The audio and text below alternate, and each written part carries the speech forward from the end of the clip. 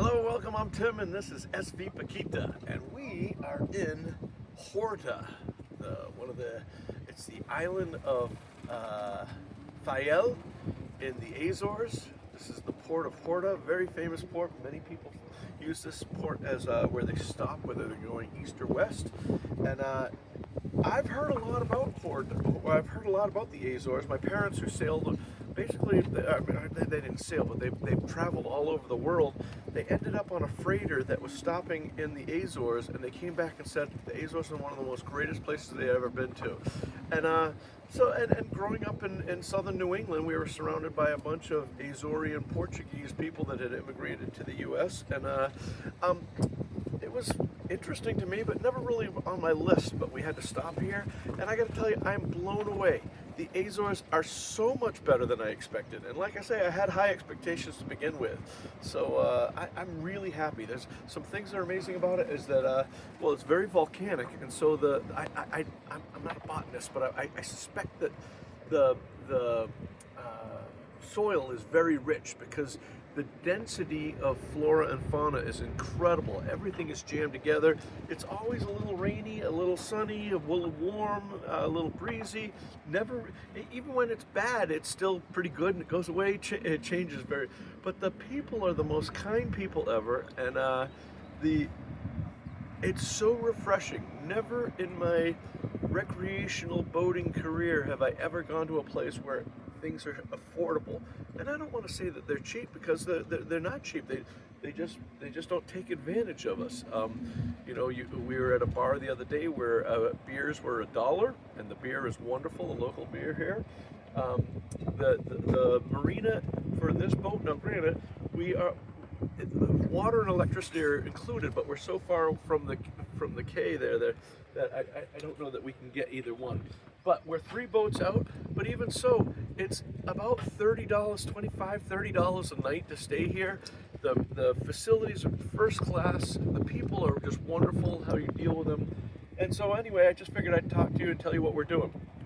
We came in, today is Thursday, is that right?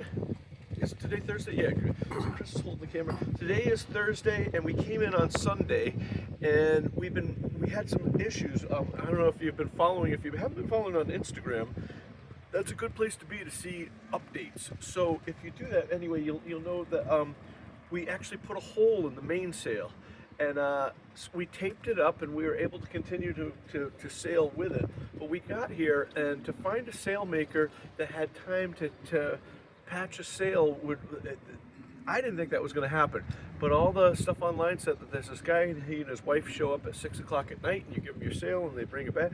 Sure enough, he did all that. They actually didn't patch the hole, they took a whole panel out. This is actually the sail right here. They took the panel out that was torn up, replaced it with a new panel, sewed it all in, put another patch in, gave us all new telltales, and the bill was 270 euros. And they came to the boat twice. I don't think there's anyone in the U.S. that would even come to your boat for $300 twice. It's amazing. So they had the opportunity to charge us way too much money, and we would have paid anyway. And they didn't. They're decent people, and it's wonderful.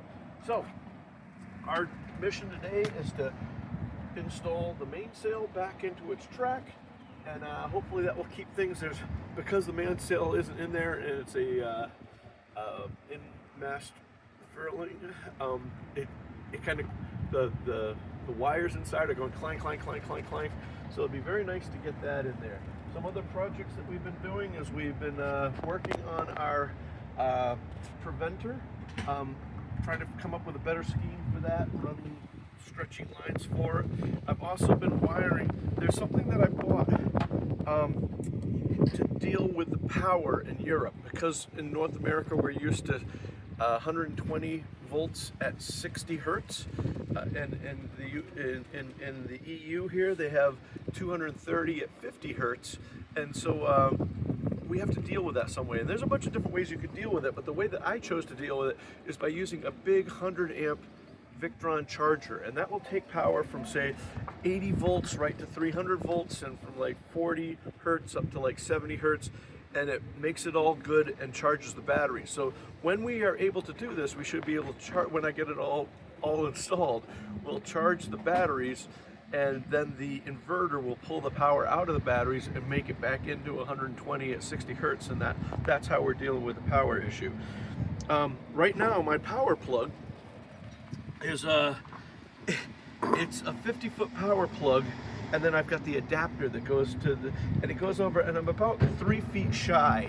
Now I could turn the boat around, I could do all that, but I'm not really worried about that yet. We're not ready to really use this. It's not I haven't set up the charger. What I'm trying to do is, the boat has 2 isolation transformers, and I only use one. It has 2 30 amp lines in. I only use one of those 30 amp line ins. So what I'm trying to do is use the other one to clean up the power, isolate us from there for any galvanic protection. And by bringing it in this way, it'll separate the whole system, and that's really what I want to do. And so I wanted to hook up the power just so I could make sure that the lines that I got were the right lines, and that everything was right before I started hooking them to the charger. But that will have to wait for another day, so that's going to be another project. We've been working on the wall, and I don't know, Chris, are you able to pan over and show all the art on the walls everywhere? So it's been a tradition. Sailors have been coming here for hundreds of years. This is a major port for whaling. And so for hundreds of years, sailors from all over the world would come and stop at the Azores, and they say that it's bad luck if you don't leave your boat's insignia somewhere in Horta. So the walls are covered with people from boats that have made this transatlantic crossing for hundreds of years, and we've been working on ours. And if you go to Instagram, you'll see the progress we made, or you can wait. This is just kind of a quick update for you. When I make a real video, I'll put video of us putting that together. But we put a big SV Paquita insignia on the wall, and we did a bunch of work 2 days ago, did a bunch of work yesterday, and we'll do some more today. So that's another ongoing project that we have. And let's see, what else do we have going on, Chris? I think, it's a big day for Chrysalida. She gave me a warning on a boat like this, especially when we're not plugged in. We worry about power and water, and she informed me that tomorrow is the day that she needs to have hot water, so I need to have the power to make the hot water, and water so she can wash her hair. And I think she's going to, don't tell anyone I told you, but she's probably going to dye her hair and then straighten it all day. So that's going to be a big day for her. So she'll be doing that, looking beautiful as always. And we will continue to work on our thing on the wall that we've done over there. Yesterday we took a walk. We try to do a bunch of walks every day, just because when we were out at sea, we didn't walk at all for 2 weeks. And when we actually walked all the way over. Show them over where the hill is over there. If you see that big hill over there, all the way in back of that hill is where we walked around, and on the other side of it is the port, the port control for bringing in like container ships and stuff like that. But it also goes around to the other bay, and on the other side of the bay is an old whaling station, and they've turned it into a museum. And it was really cool. They had this like tunnel, and I thought it was like they were making some tunnel for like a boat launching ramp or something like that. And apparently that's where they would go, and they would bring, they go out in these whaling boats that you've probably seen in New Bedford and that sort of thing, long skinny things that guys row in, and they harpoon the whale. Well, when the whale is dead, they tow it back over and they pull it up this tube. And a tube is a great big thing. It looks like a Quonset hut, but they tow it up there and then they process it. And they had all the old processing stuff from where they'd render the blubber and where they'd squeeze it, and they did all this stuff. It was very amazing. It was a really fun thing. But as in many European places, even places when you go to the museum, when you come out of the museum, they have a bar there. That was kind of fun. But anyway, just wanted to give you guys something else to see. You can see that there are slips. Can you show them some of the slips? I suspect those are probably not so much for the transient people like us. It's more for the people that rent the slips for the season or whatever. But It's a wonderfully protected harbor. Oh, that's one thing I could tell you about. Our neighbors right in back of us are from the Netherlands, and they asked us if we could help them yesterday. And I said, yeah, what's going on? They had a friend, another boat from the Netherlands that was coming in and blew up their Jenniker, so one of their sails blew up, and they had just put a new engine in, and the new engine blew up. So whatever I don't know what happened to the engine, but they had no engine. So last night at around 10:30 at night, Chris and Runa and I all got in the dinghy and we went out there, and it's kind of tough because when somebody asks for help, I want to go help them, but I don't really want to tell them how to do it.